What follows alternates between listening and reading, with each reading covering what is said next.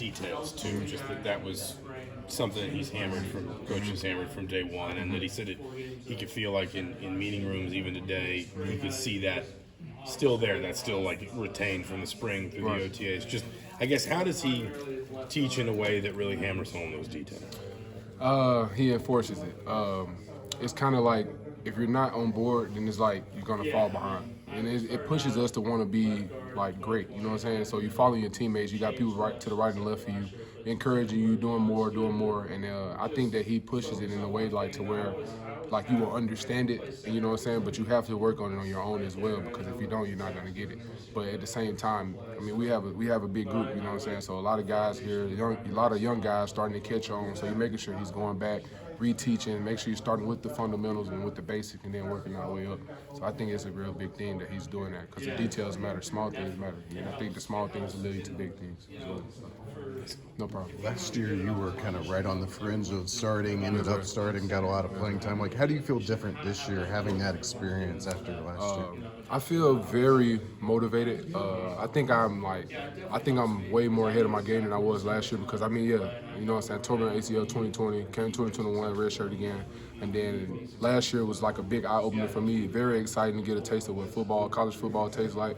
And I think that I've improved so much in my technique as well. So I think like it's gonna be a big year, like just based off of technique and what I know now compared to last year, because I was thrown in.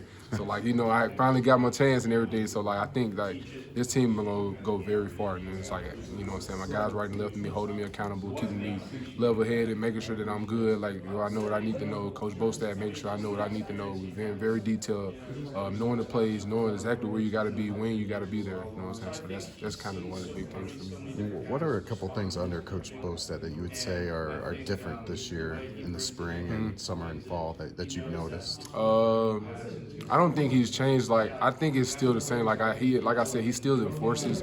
He makes sure that we understand. You know what I'm saying? Like, we're in the meeting room. He goes over play by play, make sure that, do you know this? Like, if you don't know it, guys, you know this is what's gonna happen. But you make sure that we know it. If we don't know it, it shows on the field. And if it shows on the field, then you're not gonna play. You know what I'm saying? So like, it's a big trust thing. You have to know what you're doing at all times. And I think that he's.